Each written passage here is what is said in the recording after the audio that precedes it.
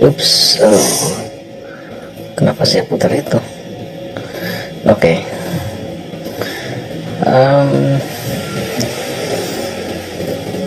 Barusan saya dikasih seorang teman tautan ke postingan Pak Muriwali tentang debat yang beliau membahas debatnya sedikit dengan Rudy Yohanes dan menantang orang untuk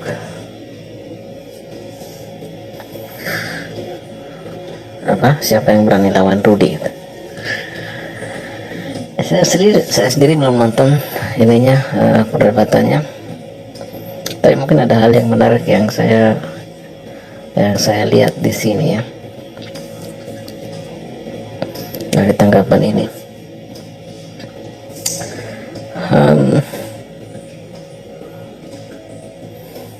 Pak Muriwali mengatakan bahwa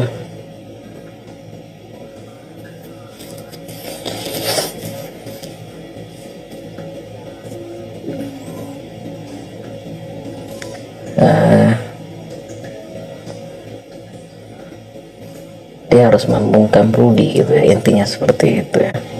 Saya pikir Rudy, orang seperti Rudy tidak perlu dibungkam, nanti dia akan hilang dengan sendirinya. Itu hanya sensasi sesaat menurut saya, karena kalau dilihat sebenarnya Rudy itu sebenarnya menawarkan sistem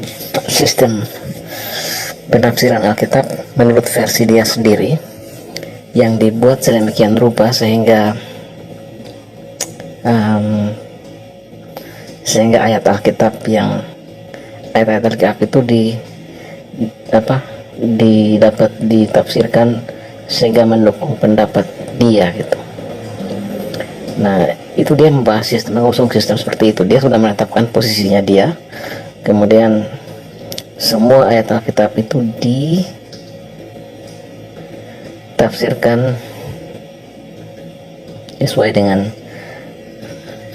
cara yang yang membuat pendapatnya itu benar gitu. Dan dia cukup berhasil melakukannya karena mungkin dia sudah terbiasa berdebat ya, jadi dia sudah terbiasa nyambung sana nyambung sini gitu. Tapi kalau mau dilihat sebenarnya banyak bolong-bolongnya gitu ya, karena sepandai-pandainya tupai melompat pasti jatuh juga gitu. Jadi sebenarnya kalau debat dengan Rudy harus diperhatikan adalah sistem atau pola berpikir dia sejak awal secara menyeluruh. Jadi pada saat yang kemarin misalnya dia berdebat dengan Pak Esra, itu sudah harus ditangkap sejak awal bahwa dia menyatakan bahwa yang disebut tumit di dalam deklarasi permusuhan antara keturunan perempuan dan keturunan ular itu adalah Yudas. Nah, dengan mengemukakan sejak awal posisi seperti itu dia sudah mengantisipasi lawan gitu. Jadi dia sudah mengantisipasi sehingga nanti kalau terbentur sana sini, dia masih punya argumen bahwa misalnya dia tidak tahu apa yang dilakukan, dia hanya digunakan oleh iblis. Jadi dia melakukan itu secara tidak sadar, karena itu dia tidak mungkin masuk neraka gitu, karena dia melakukannya secara tidak sadar. Itu pasti ya, walaupun dia tidak mengatakan itu kemarin dalam debat dengan Pak Esra, tapi saya bisa melihat bahwa dia akan kesana ke saat ditekan. Nah, hal-hal seperti ini harus diperhatikan sejak awal gitu. Biasanya dia banyak ngomong dan bagus, sebenarnya bagus, karena disitulah kita mengidentifikasi pola berpikir dia sejak awal. Tuh sudah harus tahu ini orang mau kemana gitu, ini orang mau kemana. Jadi tapi menurut saya sih orang seperti dulu ini, kalau untuk orang cerdas ya, untuk orang cerdas, kalau orang-orang juga, saya pikir orang Indonesia cerdas-cerdas juga ya, mungkin sesaat mereka akan tertipu oleh gaya Rudy yang suka semangat-semangat itu. Tapi satu saat orang pasti akan tahu juga gitu. Malam Pak Pendeta Adrian, malam Pak Pendeta Samuel, selamat malam Mas Tras, apa kabar?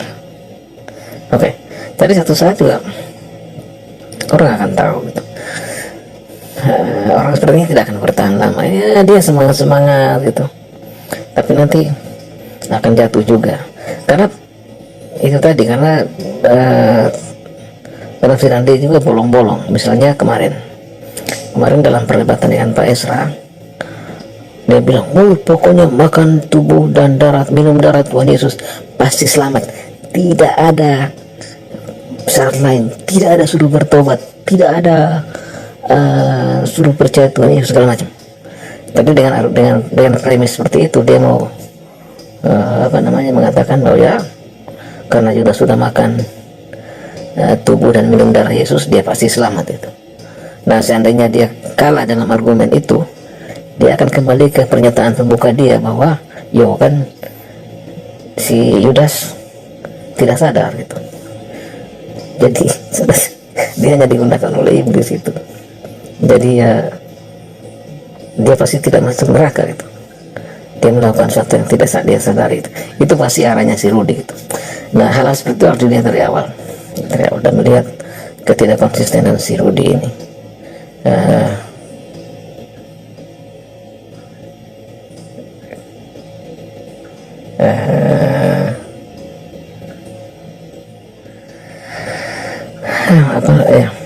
Jadi sebenarnya orang juga dia hilang, dia akan hilang begitu saja.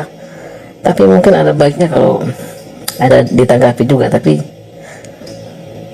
tidak perlu harus sama seperti Rudy yang harus nada suaranya dinaikkan gitu, kayak sini Pak Muri Wali bilang dia mencoba mengimbangi Rudy dengan menaikkan nada suara. Tidak perlulah, santai-santai saja. Kalau kita sudah tahu pola berpikir Rudy kecil sekali untuk mengarahkan dia gitu. Tidak perlu juga untuk mengangkat-angkat suara gitu, biarlah dia keluar, orang juga nanti tahu gitu kalau dia itu tidak ada apa-apanya. Ya, jadi kayak kemarin dia bilang awal-awal, dia bilang pokoknya makan darah Tuhan Yesus, makan tubuh Tuhan Yesus, minum darah Tuhan Yesus pasti selamat, tidak perlu bertobat, tidak perlu ini seperti itu.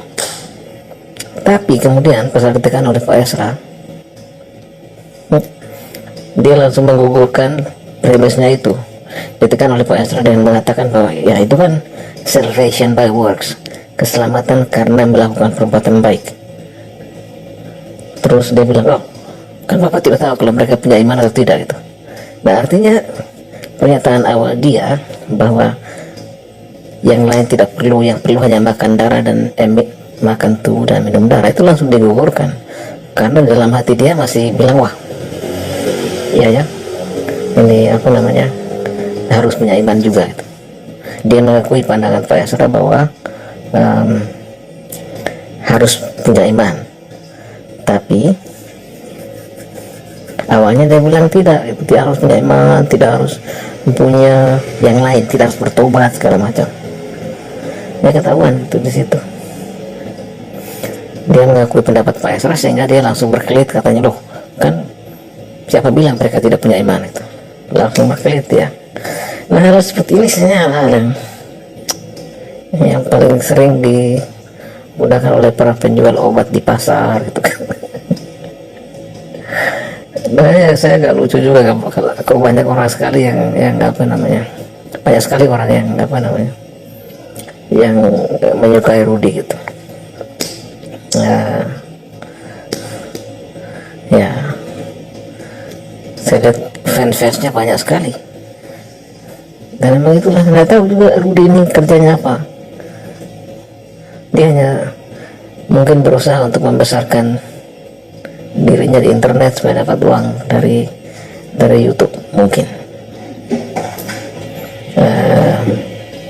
Ya, jadi tidak perlulah menggembangi Rudy gitu. Biasa saja dia berkoar-koar, dia bilang saya menang, terserah dia lah, itu kan memang hak dia. Tapi untuk orang yang cerdas, klaim-klaim kemenangan seperti itu justru membuktikan sebaliknya gitu ya. Terus Pak pribadi juga menulis dalam pengamatan saya, Pak Esra dulu lebih banyak pasifnya.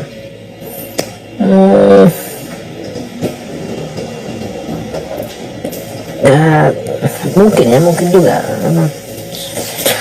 waktu itu sih kan masalahnya adalah persetujuan awal yang saya, kalau kita baca dari, kalau kita dengar dari pemaparan sebelum debat ya, aturan debat yang disetujui itu adalah masing-masing orang itu hanya mengangkat satu argumen gitu, kalau tidak salah ya. Dan Pak Esa juga mengangkat satu argumen saja, dan Pak Esa tidak meladeni bunga-bunga yang aneh-aneh gitu. Dan buat saya sih itu malah langkah bagus, tidak perlu mengikuti dia, tidak perlu karena dia bodoh ya kita harus ikut bodoh, ikut dia, itu kan tidak juga. Salam Om Marcel, Pak Sony, Pak Pen Yosua, topi aktual ya, topi aktual. Ya intinya adalah buat saya adalah bagaimana kita meningkatkan kemampuan kita berargumen saja, kemampuan jemaat berargumen. Orang-orang seperti itu akan hilang dengan sendirinya kalau jemaat kita cerdas gitu. Kita memang perlu membekali jemaat dengan ajaran-ajaran yang sehat, tapi tak kalah penting adalah bekali mereka dengan kemampuan berpikir kritis. Ya, dan ya ini pendapat saya, jadi bekali mereka kemampuan berpikir kritis dan kita sendiri terbuka untuk mereka kritik itu.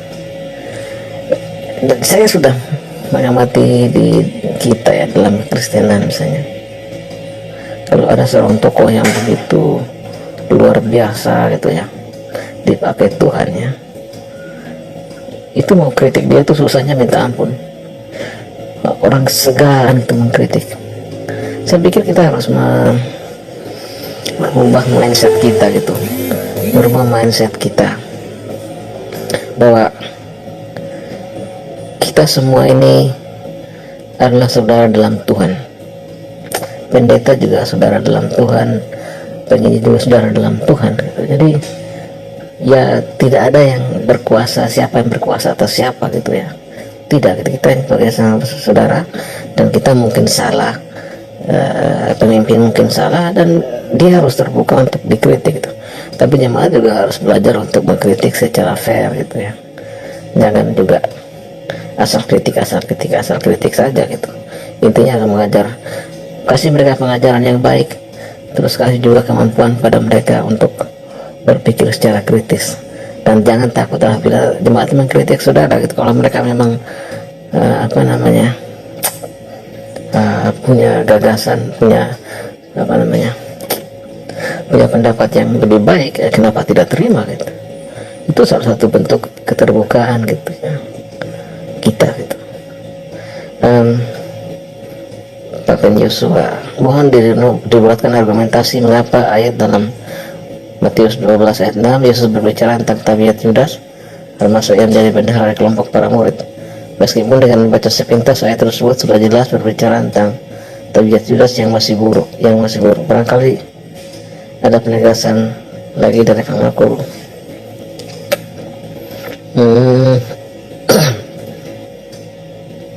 Nah, ini tugas berat untuk saat ini karena saya tidak hafal konteks. Saya mesti baca dulu Pak Pendeta. Saya tidak terlalu hafal konteks waktu itu seperti apa, jadi bisa sih mungkin, tapi saya perlu baca lagi. Pak Rianto, terima kasih ya. Jadi mereka kepada jemaat itu kemampuan berpikir kritis. Jemaat yang berpikir kritis itu bagus untuk kemajuan gereja, bagus.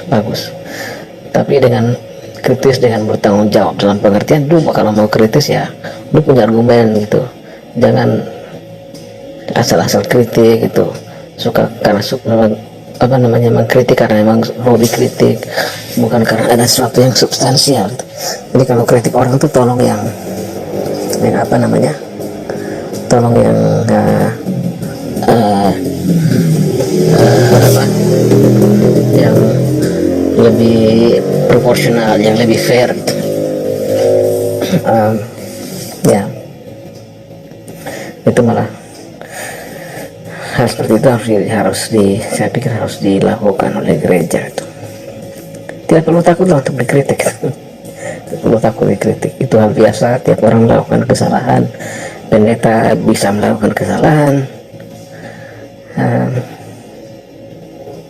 bahkan mungkin orang yang diurapi Tuhan sekalipun melakukan kesalahan, ya pas bisa melakukan kesalahan gitu.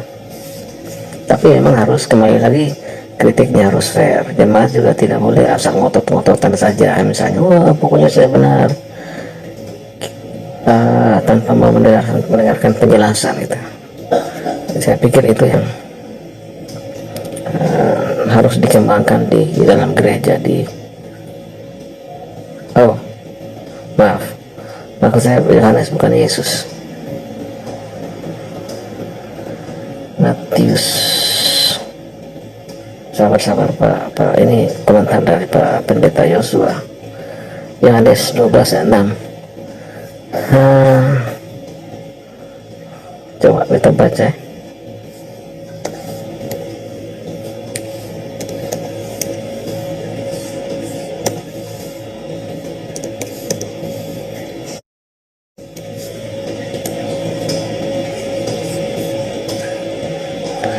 Yohanes 12 ayat ini ayat 6.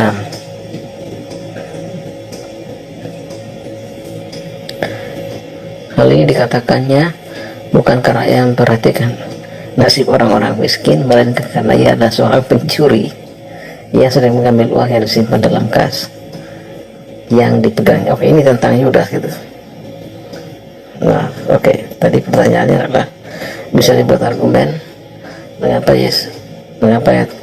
Yohanes 12 ayat 6 itu berbicara tentang Yudas pada masa yang menjadi bendahara dari kelompok para murid.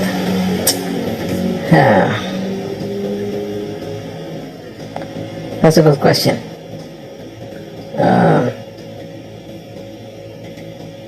Karena kalau kita hanya baca ayat ini, itu bisa kalau mau melihat ini bisa berarti macam-macam. Ayat ini bisa berimplikasi macam-macam.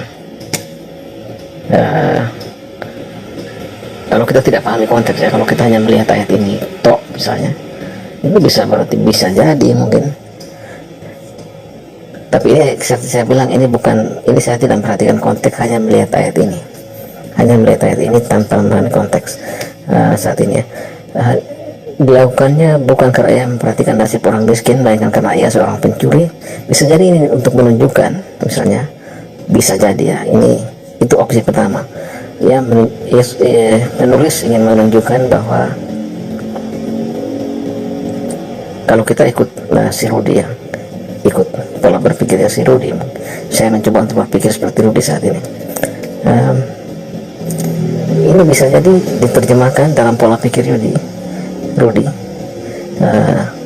sebagai ayat yang bertujuan untuk menunjukkan bahwa walaupun ia pencuri, ia mengambil uang dalam kas dan sebagainya, tapi karena ia sudah makan daging dan minum darah Yesus, dia pasti selamat.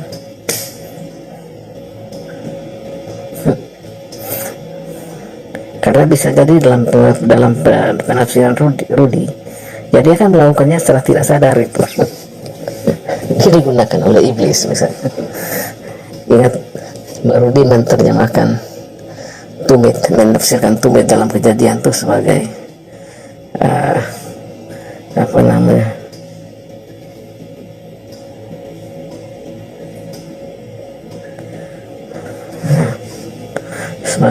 sebagai Yudas. Oke, Pak Pendeta, Rudy Yohanes berpendapat bahwa ayat tersebut berbicara tentang tabiat Yudas pada masa lalu, karena kalau tidak, itu berarti bahwa Yesus berkompromi dengan dosa Yudas.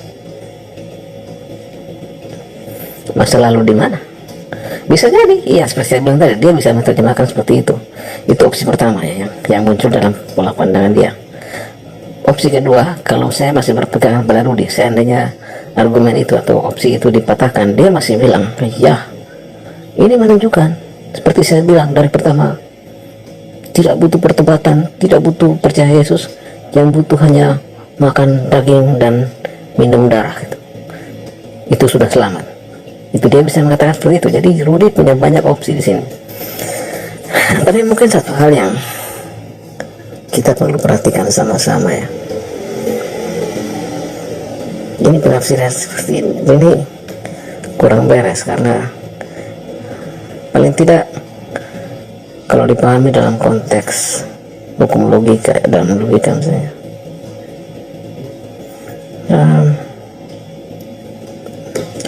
atau dalam konteks Alkitab juga lah. Dan itu ada jalan yang lurus, ada jalan lebar, ada jalan yang itu yang sempit itu. Ini Rudy dengan penafsirannya seperti itu, dia akan menggunakan segala macam argumentasi, dan kalau satunya dipatahkan dia cari yang lain lagi, dicari yang lain lagi, cari yang lain lagi.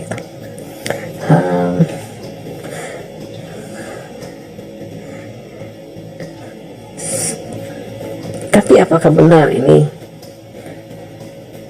masa lalu itu? Coba kita cari yang bahasa Inggris ya, cari yang supaya karena di bahasa Indonesia kan ini tidak di tidak jelas tense-nya ya. John 12.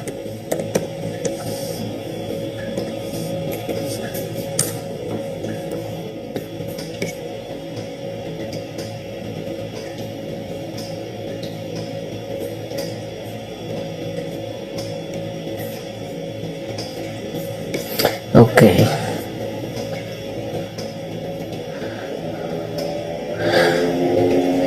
Bahasa NIV-nya dia bilang, he did not say this because he cared for the poor, but because he was a thief.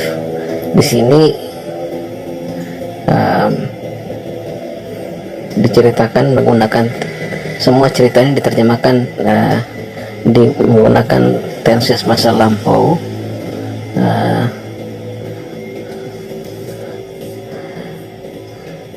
He didn't say this because he cared for the poor. Tapi di sini kalau melihat konteks ini tidak berbicara tentang konteks, tentang tentang dulunya gitu. Ini tidak dikatakan bahwa dulunya gitu, tapi ini lebih pada saat itu Yudas Iskariot mengatakan bla bla bla bla. Tetapi pada saat dia mengatakan itu bukan karena ia peduli gitu. Jadi ini bukan kejadian masa lampau, ini saat itu gitu. Ini menceritakan kejadian saat itu gitu. Terus kalau dia bilang Yesus kompromi dengan dosa, apakah Yesus kompromi dengan dosa? Apa itu kompromi dengan dosa gitu? Kompromi dengan dosa apakah artinya membiarkan Yudas mencuri begitu saja? Ataukah apakah di sini bisa diartikan kalau misalnya Yudas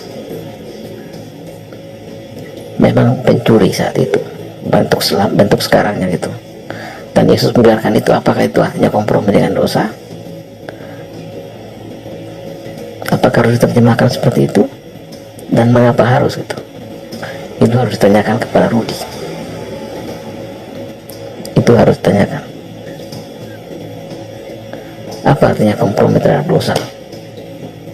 Apakah dalam saat itu, misalnya pada saat itu, kalau Yesus sedang ingin mengajak kepada kita gitu, ingin menunjukkan dengan contoh kepada kita bahwa seorang yang sudah masuk dalam, sudah mengajar, sudah melayani sekalipun bisa melakukan kejahatan seperti itu gitu. Seandainya Yesus ingin mengajar kita bahwa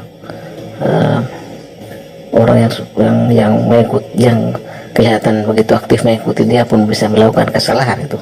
Apa salahnya kalau Yesus membiarkan itu terjadi gitu? Dia tidak harus berarti bahwa dia mentolerir dosa gitu. Jadi harus ditekan pada Rudy itu. Kenapa dia bilang ini mentolerir dosa? Mengapa harus seperti itu? Mengapa bukan bahwa Yesus tidak mentolerir dosa, tapi dia sengaja membiarkan itu sebagai pembelajaran buat kita di masa depan, bahwa orang yang orang yang kelihatannya melayani sekalipun sebenarnya bisa melakukan dosa yang besar. Kenapa seperti itu? Nah, seperti itu harus ditanyakan kepada dia sih. Ya, jadi tidak harus berarti Yesus berkompromi dengan dosa. Demikian juga kalau mungkin teman-teman lihat misalnya waktu ada perempuan Syrovenesia atau mana yang datang kasih tahu Tuhan Yesus bahwa anaknya sedang sakit gitu. Terus Yesus membalas dia gitu. Tapi perempuan itu menjawab dengan menggunakan logical ad hominem, dan Yesus harus dalam tanda petik dalam tanda petik bertekuk lutut. Apakah itu berarti bahwa Yesus memang kalah secara argumen, ataukah Yesus sementara mengajar kita bahwa logika itu tidak bertentangan dengan iman itu? Perempuan Syrovenesia itu luar biasa logikanya, sangat luar biasa. Dan pada saat dengan logika yang menggebu-gebu seperti itu, Yesus masih mengatakan imanmu besar gitu. Ini bahwa Yesus kalah dari perempuan itu, apakah itu bahwa memang Yesus kalah karena tidak mampu, ataukah dia sementara ingin mengajar kepada kita sesuatu gitu? Nah, ini yang hal seperti ini harus kita jadi refleksi buat kita gitu. Karena ada orang juga gitu yang mantan ketua sinode di satu gereja, dia bilang, wah itu bukti bahwa Yesus itu sebenarnya dia mau merubah pendapatnya gitu, dia tidak maha tahu. Kenapa harus diterjemahkan seperti itu gitu? Yesus seorang guru yang luar biasa. Dia tidak hanya mengajar dengan satu cara, dia tidak hanya mengajar dengan menjejali pikiran pendengarnya atau umatnya dengan informasi-informasi. Dia ingin agar mereka juga menarik kesimpulan, mereka juga aktif berpikir. Itu ciri seorang guru yang sangat baik gitu. Jadi mereka tidak menjejali, Yesus tidak menjejali umatnya dengan informasi. Oke lah, dia kasih informasi gitu ya, tapi tidak setiap saat dia melakukan itu, tidak setiap saat. Seringkali dia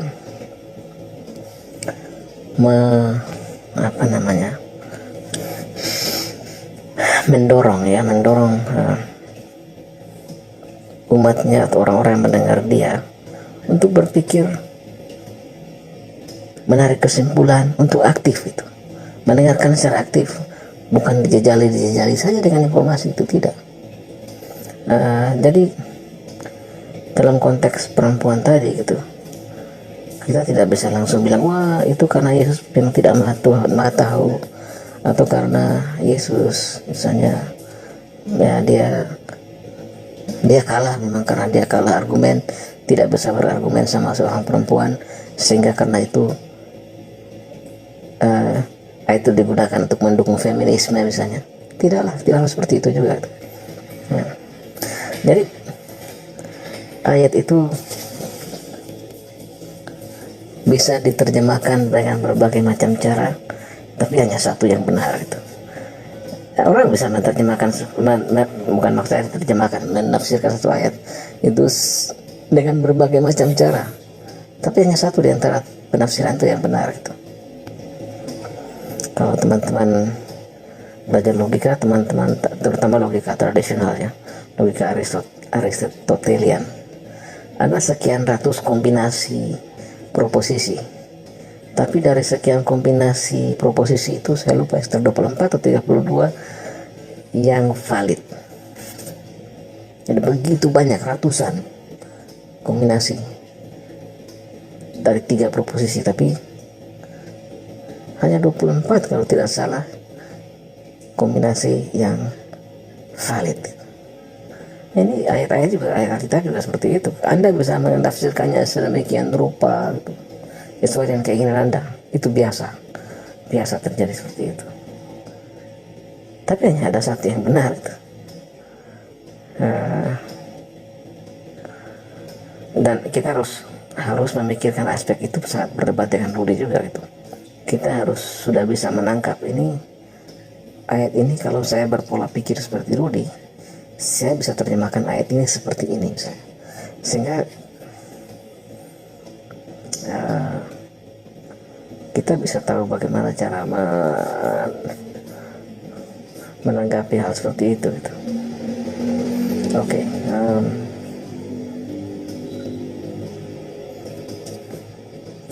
ya,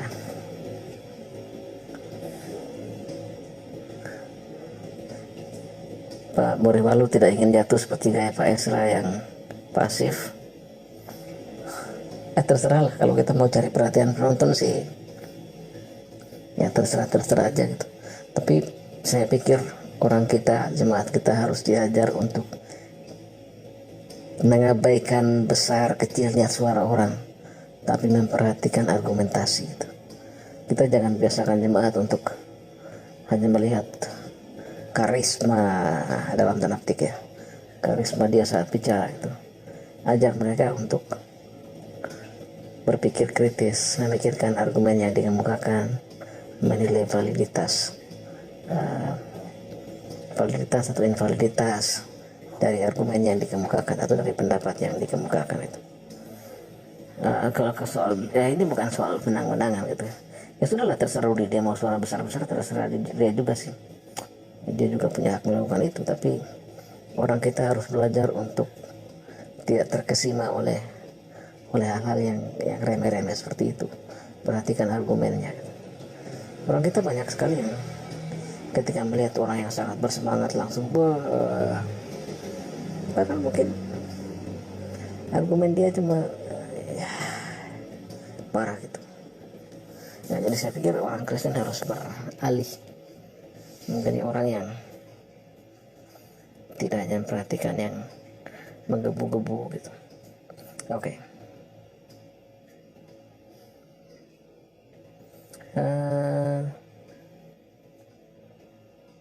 Saya rencana mau mendengarkan perdebatan itu mungkin besok atau lusa, mungkin baru saya review perdebatan Pak MIM dengan Rudy. Saya pikir untuk saat ini hanya ini, dan kalau teman-teman tidak ada yang mau ditanyakan lagi, mungkin saya pamit ya untuk istirahat malam. Ini malam dari pagi, jam 12 nih. Oke, teman-teman, terima kasih banyak. Kalau ada pertanyaan mohon, mungkin saya masih tunggu beberapa menit lagi. Kalau tidak ada, mungkin kita bye-bye saja. Saya menunggu